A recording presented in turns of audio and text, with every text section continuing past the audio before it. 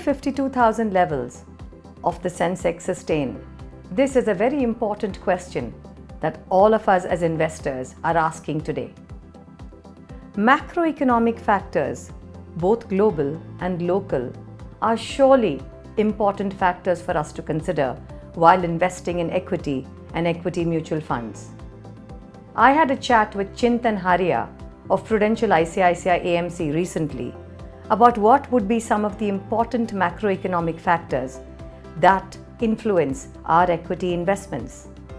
Some of them being interest rates, inflation, the liquidity bonanza that we have seen across the globe in various sectors, and various other important factors that would impact our investments.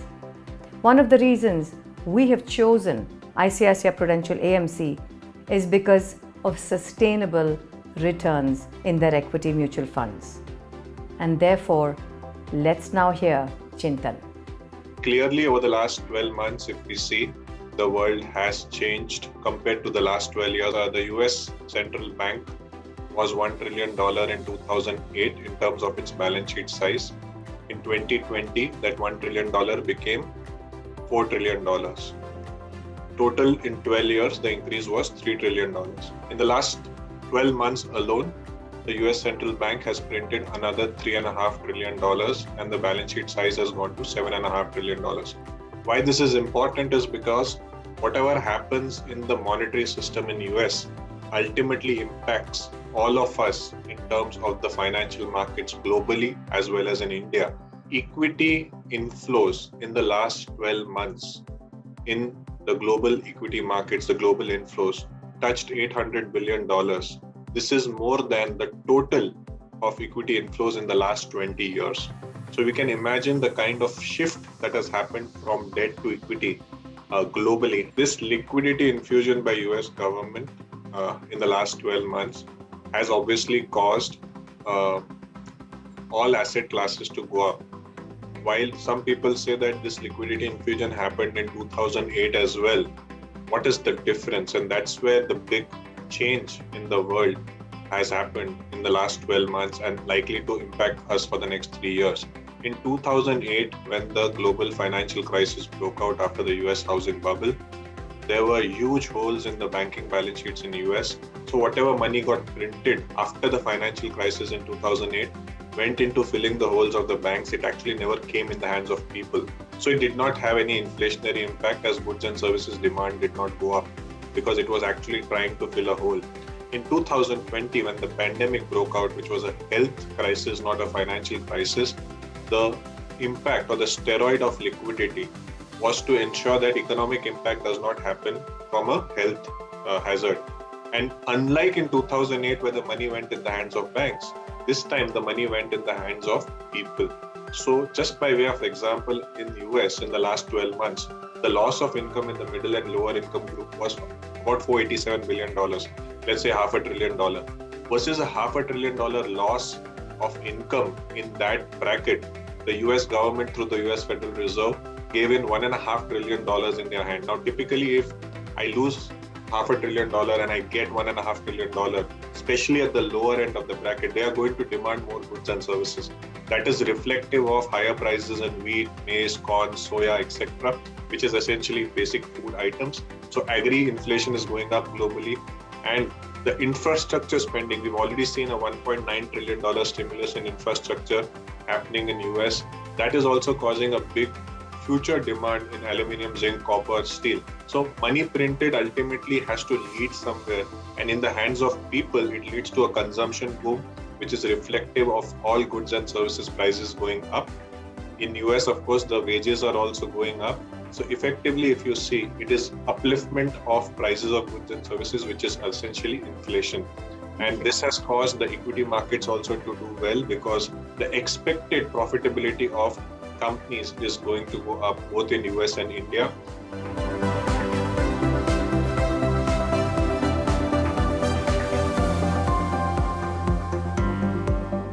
If you look at the 2008 peak, the market cap to GDP in US was 120%. Today, it is 220%. So $45 trillion of market cap, $20 trillion, $22 trillion of GDP. And unlike in India, the US cycle is advanced in terms of they have seen tax cuts happening long back. They've seen basically their GDP growth happening. Their employment is running at practically full capacity before the pandemic. So US markets don't have scope to grow at 15% on nominal basis the way Indian markets grew.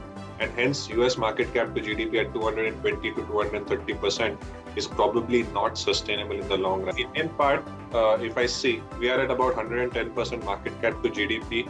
You may ask how much we were in 2008 at peak. In peak 2008, we were at about 160% market cap to GDP. We were a $1 trillion economy with a $1.6 trillion market cap at that point of time. Of course, in the last 12 years, we've grown from $1 trillion to $3 trillion. And more importantly, in the next 4 to 5 years, we are going to grow from 3 trillion to 5 trillion. And the expectation is that with 6 to 7% inflation and about 8% GDP growth over the next 2 years, we'll be growing at 14 to 15% in nominal basis, which is attracting or which is making India a the most attractive destination as far as foreign investors are concerned. The US markets are the mother markets and are also on an all-time high today. And many Indian investors are investing into US-based investment products to take advantage of this euphoria. Can this euphoria sustain? Now, we as advisors are very clear that the only road to alpha returns on all investments is asset allocation. Asset allocation is the key for achieving your financial goals as well as achieving alpha returns on your investments. We suggest around 5 to 7% asset allocation into US-based investments as a clear country diversification into your overall portfolio. And what is most important about asset allocation is to stick to it. Therefore, you reap the benefits of the returns of the various asset classes that you invest in.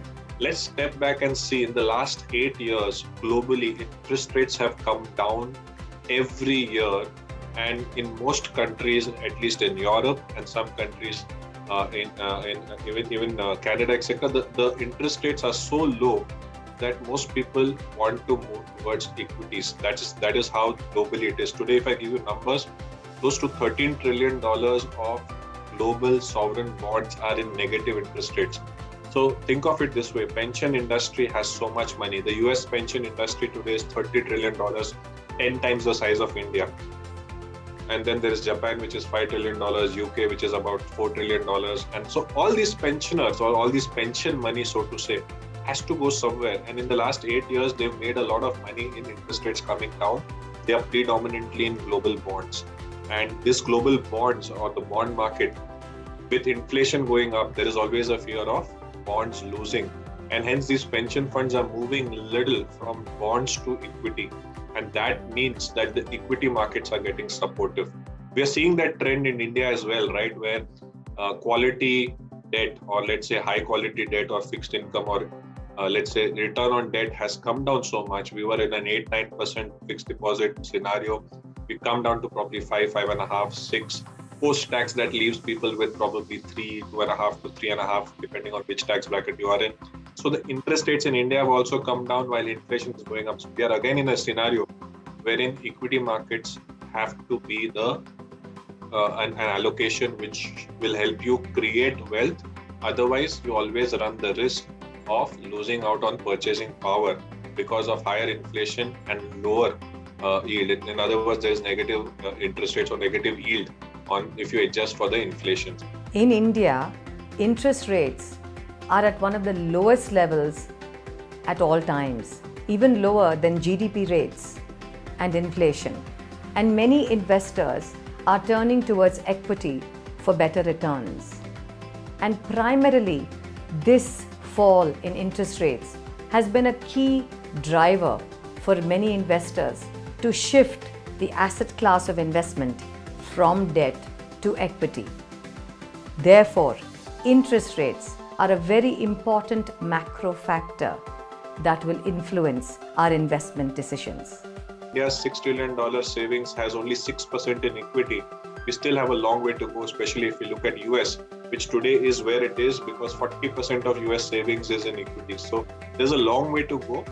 There will be volatility, but I think if we move from 3 trillion to 5 trillion, if you want to capture that, there are enough sectors which will allow us to capture that. India is expected to be a $5 trillion economy in the next 4 to 5 years.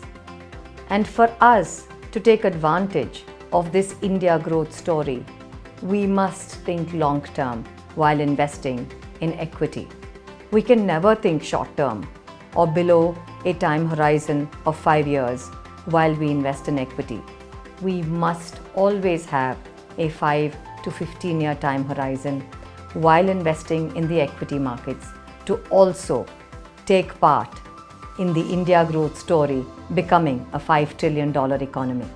Inflationary environment has caused the so-called value sectors like metals, energy, real estate, construction, all of them to start participating in the market. If you look at last 3 years in India, which is the left-hand side of the discussion, left-hand side of the chart, it was just the top 10 names. So you have mega quality names doing well and keep on receiving all the money by investors, because practically the rest of the market was reeling under the pressure of slowdown, very, very weak economic activity and deflationary scenario that was impacting India in the last 3 years. Maybe even in the globe, the growth was not that strong. However, if we see in the last 6 months or so, since October, maybe last 8 months, the scenario is changing. We've seen oil prices consistently go up. We've seen metal prices being supportive. We've seen real estate sales improving in India, especially Bangalore, Hyderabad, Gurgaon, Delhi. Not surprising because IT sector being the largest and IT sector doing so well. So all these pockets which were having trouble that time are now turning into a positive, and metals, which was the biggest pain area, not just for metal companies or earnings, but also for the banks, right? That is also turned. So in one scenario of last 8 months, we've seen banking system getting the booster dose, so to say, because real estate and metals have started to do well. What should we as investors watch out for some of the pain points that is going to cause us panic regarding the stock markets? There are 3 important factors: crude prices rising, interest rates rising, and inflation rising. These are the key economic indicators that we must watch out, which could cause volatility in the markets as well as markets to correct. But the fact is that the markets are always ahead of all this news, and we can never predict when this news is actually going to impact the markets and cause it to correct. There are 3 triggers which probably impact India the most. The first one is oil prices going above 100. The second and the most important one is, when does US start increasing rates and when does liquidity go away? Yeah. These 2 are the questions which, if you ask me personally, when will there be a global volatility which will probably make us all feel a bit uncomfortable about equity markets? It's when US starts increasing rates and liquidity starts getting to go away. When I say behind the curve, shouldn't they already increase? Clearly, no one wants to spoil the apple cart when at a time when the economy is just about stabilizing after the health hazard, and the health hazard has not completely gone away, right? We're already seeing Australia is in a 50% lockdown virtually, running very high and leading to interest rates increasing very much. So we have, let's say, a 12 to 18 month runway as far as this liquidity rally is concerned. After that, maybe in 2023, we will see our own economy also overheating. That's a possibility. And US markets, they cannot continue the way they have. Like I said, already 220%, 230% market cap to GDP is reaching probably unsustainable levels. And only hindsight will tell us this was unsustainable. As a percentage of overall volumes, used to be about 55. That has come down to, I think, about 30, and HNI and retail volumes in India has gone up to as high as 70. We have a savings rate of 15%, which is much less than 25%, which was earlier. It is only 15% because of understandable reasons. And that means $450 billion of savings in India alone every year. Today's millennials or youngsters, thanks to advent of digital technology, like you said, and more awareness, they are able to easily invest. When the US markets smile, the Indian stock markets laugh. But when the US markets sneeze, the Indian markets catch a cold. This used to be common chatter amongst analysts and traders for several decades. And this euphoria, coupled with the liquidity bonanza and low interest rates, has surely caused all stock markets across the globe to surge. Will this euphoria sustain? We must remember that volatility is second nature to all stock markets. Markets will go up and will go down, and we cannot change this fact. But any excesses in the markets will get removed sooner than later. We must use market corrections and dips to add more money to our investments for better returns. What we need to do is to think long-term, disciplined, and be patient, and invest with the right fund managers for alpha returns.